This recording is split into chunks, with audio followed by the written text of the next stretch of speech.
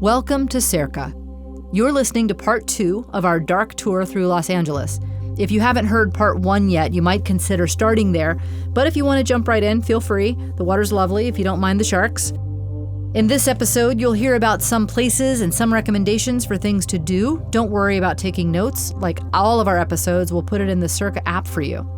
In part 1, we told you about the murder of the Black Dahlia and the terror wrought by Charles Manson.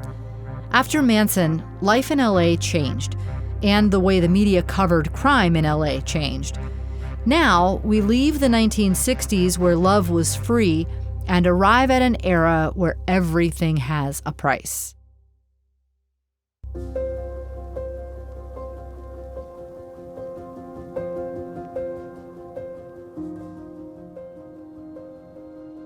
Cerca, love the world you live in, and we'll help you explore it.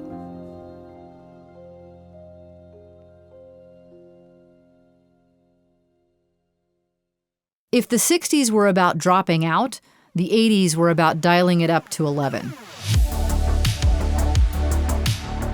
This was the decade that gave us Dynasty and Dallas, Gordon Gekko's infamous line from the film Wall Street, "Greed is good," and Lifestyles of the Rich and Famous, which premiered in 1984. Our next story begins at one of these rich and famous palatial homes in LA.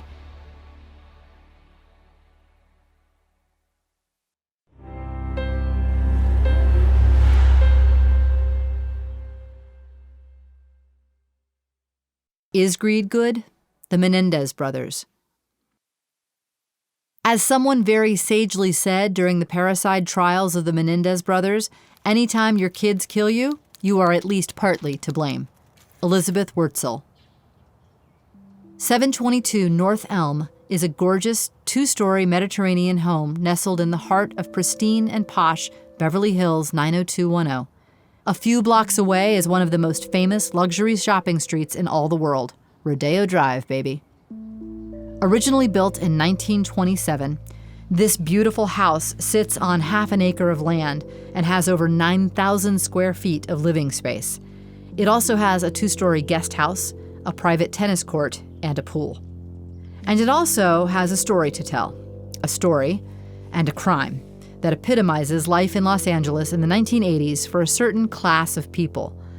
Ronald Reagan's trickle-down economic policy had produced a Wall Street boom and explosion of wealth. And that wealth was perhaps nowhere more on ostentatious display than a place like Los Angeles. Palatial estates, Beamers and Benzes galore, yuppies in $1,000 ties eating Caesar salads at places like Spago, which is still here, 2 blocks from Rodeo Drive. The higher the shoulder pads, the closer to God. The wealth and consumerism of that decade would lead to shows like Beverly Hills 90210 and movies like Pretty Woman. It even led to a stranger-than-fiction murder scandal involving a club called the Billionaire Boys Club, which was a group of wealthy sons all wrapped up in a Ponzi scheme and eventually a murder. Some say it would even inspire the Menendez brothers' murders. Was greed good? Maybe it was for some. On the night of August 20th, 1989, Robin Leach's champagne wishes and caviar dreams were not on the menu. This is the night that Eric and Lyle Menendez, 2 handsome brothers, the sons of wealthy parents Jose and Kitty Menendez, entered their home and murdered their parents with 2 12-gauge shotguns. Lyle and Eric Menendez had spent most of their childhood and teen years in the posh town of Princeton, New Jersey.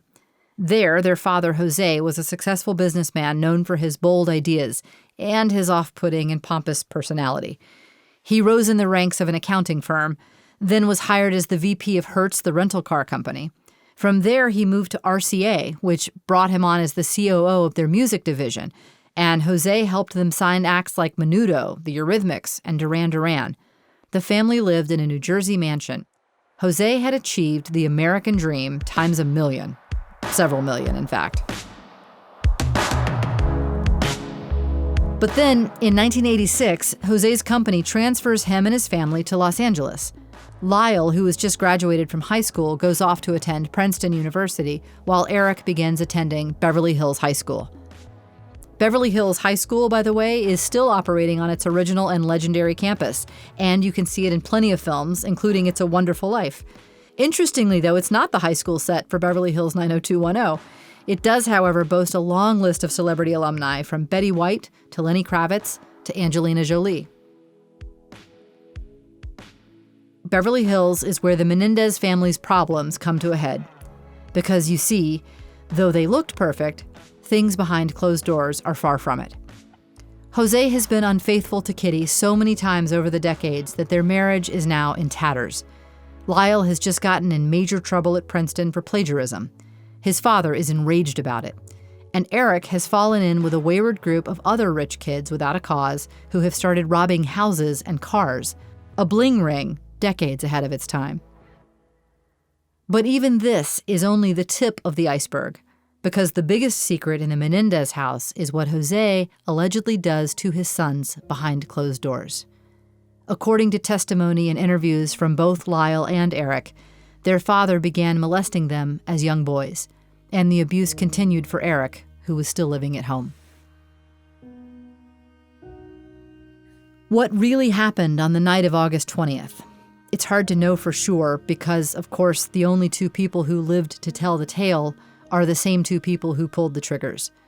But as they tell it, there are a series of escalating arguments throughout the week, culminating in a confrontation about the sexual abuse. Lyle intervenes and tells Jose that he's never going to touch his younger brother Eric again. Then, they say, Jose threatens them. And now Eric and Lyle come to believe that their father is going to kill them to keep them from revealing the family secret. And so, fearing for their lives, the brothers decide that this is it. They go to their car and retrieve guns that they had just conveniently purchased 2 days earlier, re-enter their home, and shoot their parents multiple times as they watch TV.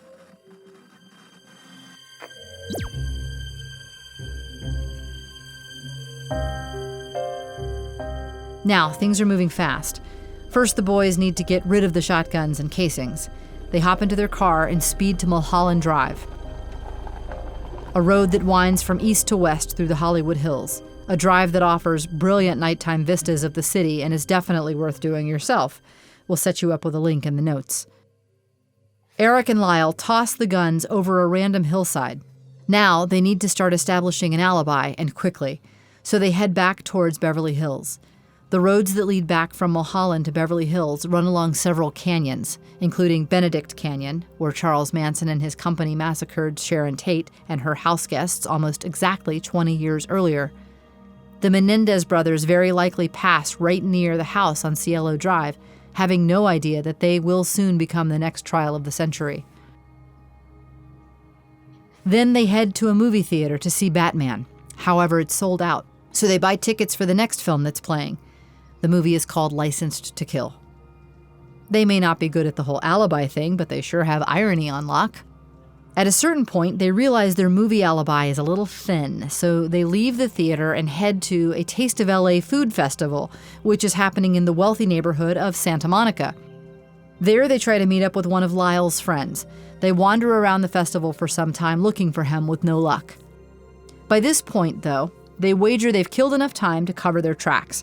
So they drive back home where they discover, or more accurately, rediscover, their parents' bodies and call the police. Eric sobs on the front lawn, and horrified neighbors look on in shock. When the police arrive, they tell them that their parents have been murdered. The police believe their distraught act enough that they fail to run gunshot residue tests on their hands. The boys are questioned that night but not arrested, and they won't be arrested for several more months.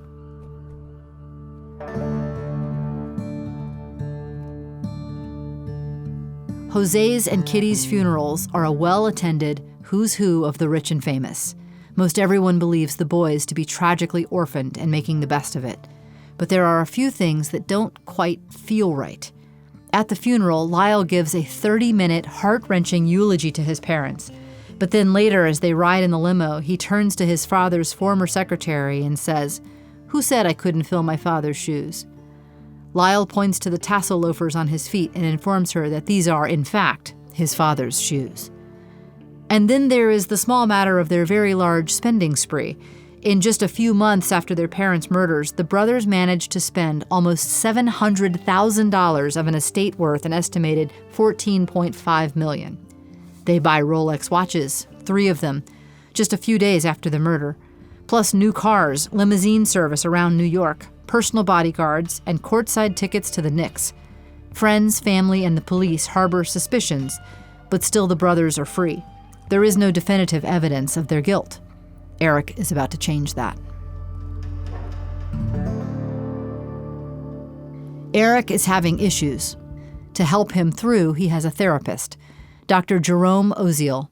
He begins seeing Dr. Oziel after his parents' murder and confesses to having suicidal thoughts.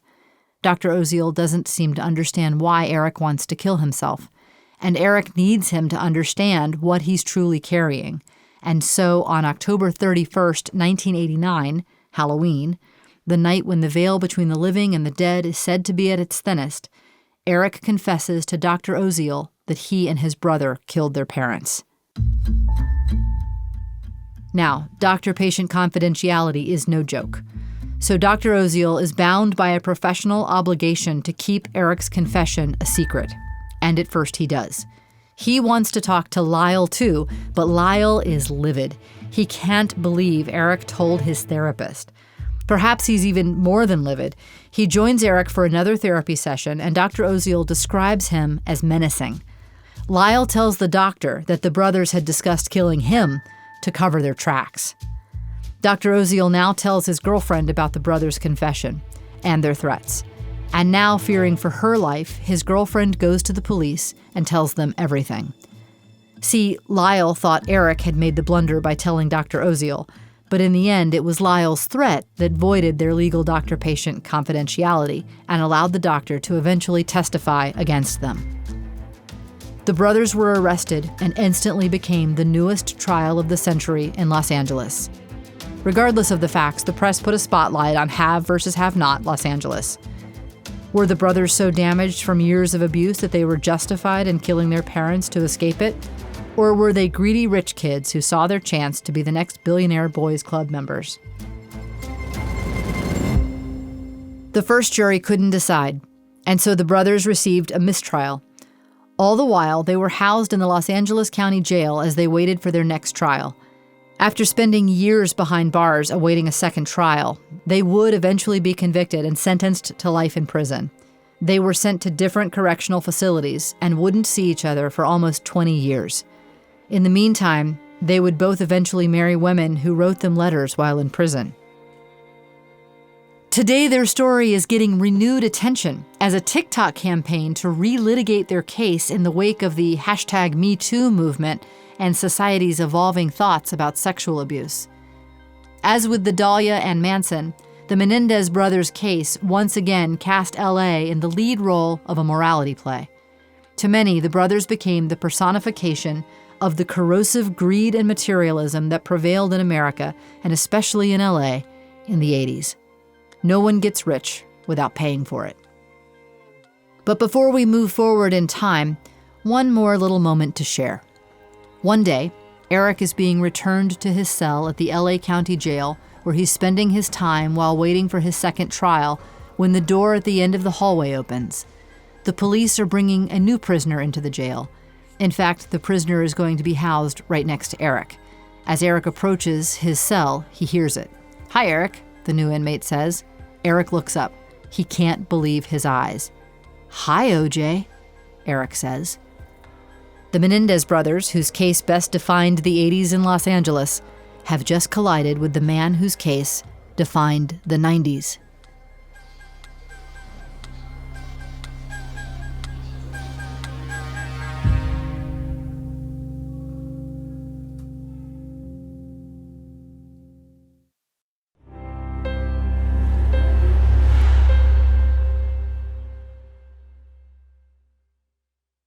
The escape artist, O.J. Simpson. His great accomplishment was to be indicted for a crime and then receive the kind of treatment typically reserved for rich white guys, Ta-Nehisi Coates. I'm going to end this journey through LA's most infamous chapters right where we started it, at that nondescript condo entrance. The truth is, there is no such thing as the trial of the century. That's because every generation and every place has its own, a case that sticks with you forever. That changes the way you see the world or see justice. For me, and so many others, that case was O.J. Simpson. O.J., for an entire generation, was the introduction to 24-hour news and televised trials. It was like nothing we had ever seen. It was just like a soap opera. There were fights, dramatic reenactments, crime scenes, emotional outbursts, and it was real. And so we kept watching. It's June 12th, 1994. I Swear by All for One is the number one song on the radio. LA is still living in a post-LA riots reality, which had rocketed the city in 1992 following the not guilty ruling for police officers who had beaten Rodney King. And just that week, the movie Speed premiered and is already a runaway success. Set in LA, it puts Girl Next Door Sandra Bullock on the map, cements Keanu Reeves as the next big American action star, and blows audiences' minds with its famous bus jumping a freeway scene, which was filmed on the newly finished 105 freeway. You know the one I'm talking about, right? The bus can't stop moving lest a bomb on board goes off. So when they end up on a stretch of unfinished freeway, the only thing Keanu Reeves can do is rev the engine and launch the LA City bus across a 50-foot chasm. Action movie gold. The film's screenwriter, Graham Yost, initially wrote the script with a bus that had to travel at 20 miles per hour, but then a friend suggested that 50 miles per hour would be more exciting, and so he changed it. Little did early audiences know that just 1 week after the film premiered, they'd all be glued to screens across America watching a real-life action movie, The White Bronco Chase. But we're getting ahead of ourselves. First, we need to talk about what exactly happens on June 12th. That night, Nicole Brown Simpson and her ex-husband, O.J. Simpson, attend their daughter Sydney's dance recital at Paul Revere Middle School in Brentwood, a posh, mansion-studded neighborhood nestled into West L.A., right next to Santa Monica. It's been a very tense day. O.J.'s girlfriend, model Paula Barbieri, dumped him that morning via voicemail. And as if that's not enough, she's dumped him for Michael Bolton. And beyond that, things are almost always tense between Nicole and O.J. Their marriage had been extremely troubled. O.J. had had affairs and had subjected Nicole to brutal physical abuse throughout their relationship. But both are trying to hold it together for the kids on this day, and so both attend their daughter's recital. Afterwards, at around 6:30, Nicole, her mother, sister, and children go to Mezzaluna restaurant on San Vicente Boulevard in Brentwood. Today, it's a Pete's Coffee, but back then it was a trendy restaurant that Nicole and O.J. had frequented in the years they were together. The family leaves the restaurant at around 8 p.m. and stops for ice cream on the way home. But when they get home, Nicole's mother realizes that she's left her prescription glasses at the restaurant. The waiter, Ron Goldman, who is friendly with Nicole, volunteers to run them to her house later. Meanwhile, just about 9 minutes drive north, also in Brentwood, O.J. Simpson and his house guest, Brian, a.k.a. Cato Kalin, grabbed dinner at McDonald's. In 1998, O.J.'s house on North Rockingham Avenue will be razed to the ground. But in 1994, it's a gorgeous gated estate. O.J. and Cato return home around 9:45 p.m. At almost the same time, Ron Goldman leaves Mezzaluna with Nicole's mom's sunglasses and heads to Nicole's condo on Bundy Drive. It's only about a 3-block walk, about 8 minutes on foot. This next half hour, between 9:45 and 10:15 p.m., will change everything.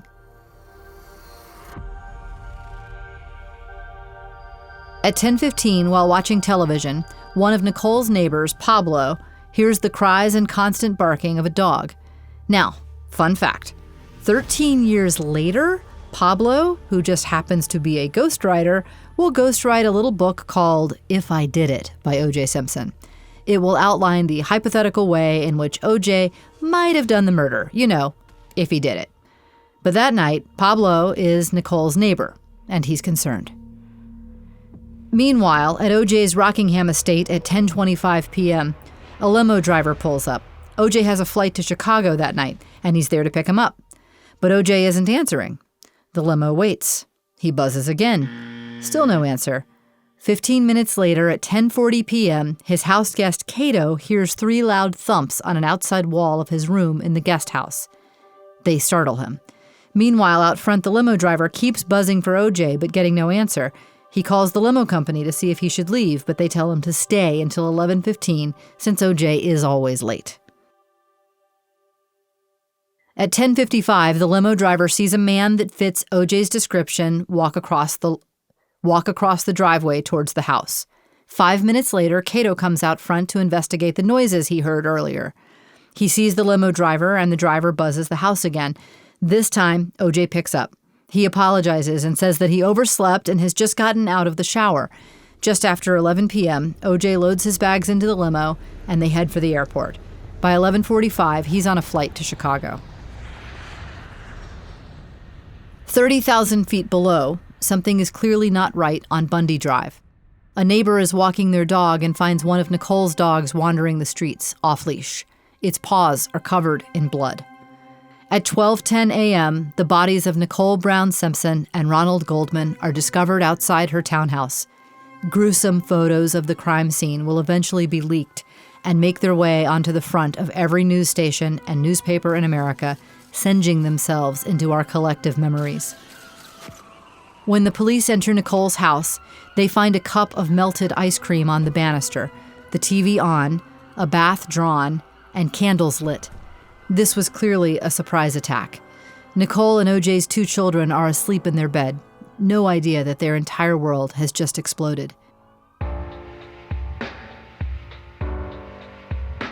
At 5 a.m., after spending the night processing the crime scene, LAPD detectives Mark Furman and Philip Vaneter arrive at O.J. Simpson's house. And when they do, they almost immediately find what appears to be a blood stain on O.J.'s white Bronco. This Bronco isn't the one that'll soon be on its televised chase through L.A., by the way. This is O.J.'s personal Bronco. By 7 a.m., O.J.'s house is declared part of the crime scene, and they get a warrant to search the premises. And there, they find shoes that match the bloody footprints left at Bundy. They find DNA from Ron Goldman and Nicole Brown Simpson. They also find a bloody glove that matches the one left at Bundy. OJ is now officially the suspect, and a warrant for his arrest is issued. He flies back to LA from Chicago, but rather than turning himself in, he goes on the run in a different Bronco, that of his friend A.C. Cowlings, the famous white Bronco. OJ has a gun, over $8,000 in cash, a wig, and his passport with him. He's also written what amounts to a suicide note. At 1:50 p.m., LAPD Commander David Gascon reveals during a press conference that, quote, "The Los Angeles Police Department right now is actively searching for Mr. Simpson." Then at 3 p.m., Los Angeles County District Attorney Gil Garcetti holds a news conference for the world to see and tells a rapt public that, quote, "Today my office filed murder charges against O.J. Simpson for the deaths of Nicole Brown Simpson and Ronald Lyle Goldman. As of this time, approximately 3 p.m., nobody knows where he is." People had begun tuning in to see the insanity unfolding hour by hour in L.A. Highway Patrol. Yeah, I think I just saw O.J. Simpson on the 5 freeway. All right, that's all we ask. He got a gun to his head. Okay, and what's your name? My name is AC. You know who I am, goddamn. Then at 5 p.m., an ashen Robert Kardashian, OJ's longtime friend, stands in front of a dozen news cameras and reads the letter OJ has written. It says, "I loved her, always have and always will. If we had a problem, it's because I loved her too much." He then ends the letter with, "I've had a great life." Local stations are beginning to break in with live coverage of the craziness unfolding. But then, at 5:51 p.m., the craziness gets even crazier. O.J. Simpson calls 911 himself. He has a gun to his head, and he says he's about to end his life. The police trace his location to the 5 freeway in Santa Ana, more than an hour south of L.A. The California Highway Patrol finds him in minutes, and so do the news helicopters. They begin following him and film the most famous chase in American history. the NBA Finals are interrupted to broadcast it. That chase itself, by the way, has LA's fingerprints all over it. LA was the first city in America to have news helicopters with cameras. And it makes sense. LA was the home of the big movie studios, along with their cutting-edge film equipment, like helicopters with aerial cameras. Hollywood had pioneered the use of the technology, and it had now made its way into the news stations here. The chase does eventually come to an end after 45 minutes.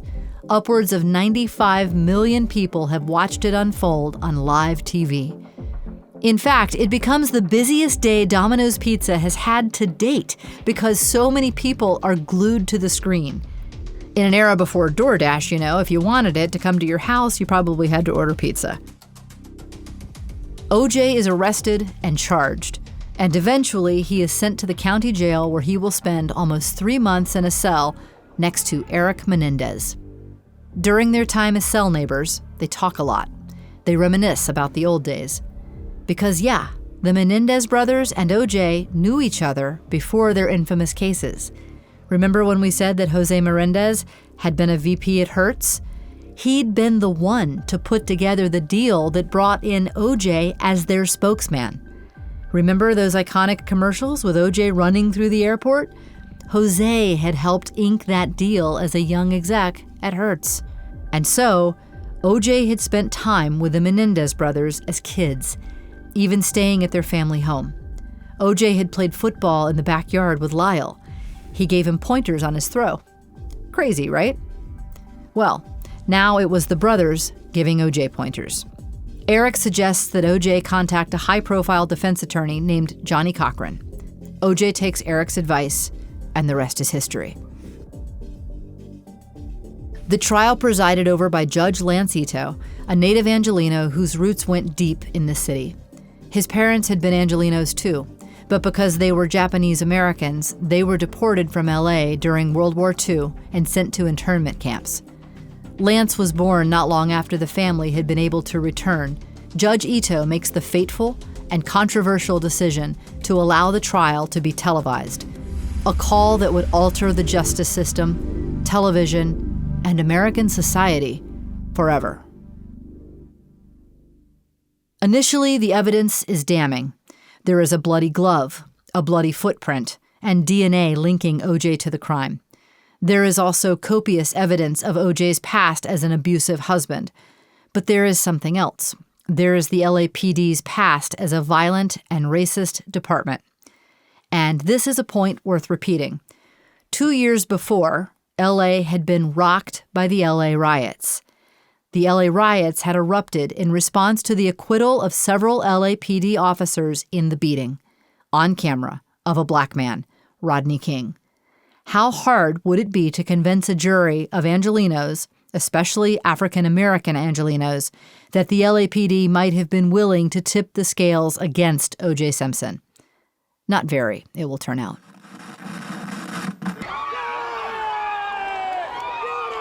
He's guilty. He's got to live with himself, man. This is terrible that he's going to get away with this. Let this battle be a courtroom battle and not a street battle. After an 11-month trial, O.J. Simpson is acquitted.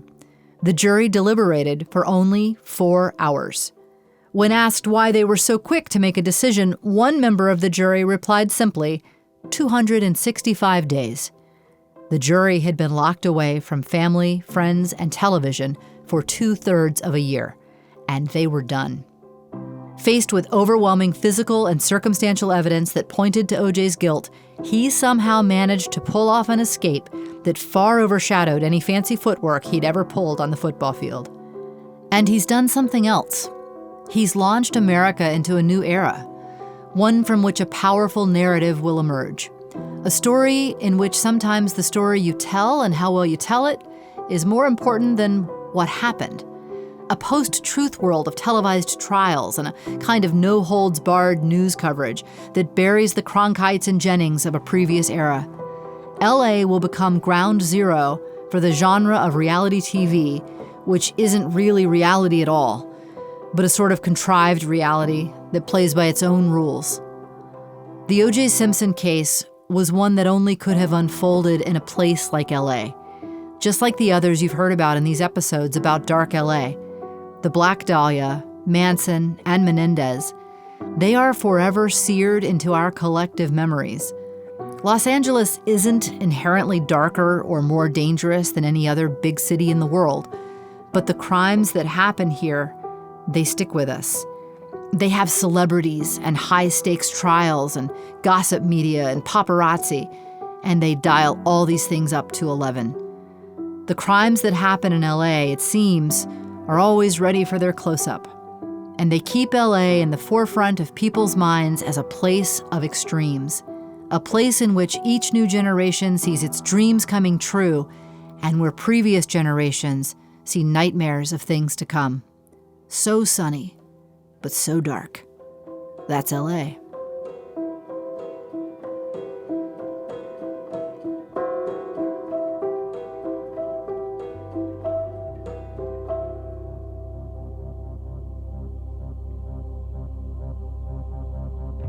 Thanks for listening to these stories of dark LA. Now that we've explored the underbelly of the city, there is so much more to check out in the other LA episodes in this guide. From food to music to road trips, and not the police chase kind of road trips, we've got you covered. We want you to get along with, understand, and love this city as much as we do. Be sure to subscribe to Cerca on Apple or Spotify. You can also check out our guides to Rome, Barcelona, New York, London, and many more to come. Cerca. Love the world you live in, and we'll help you explore it.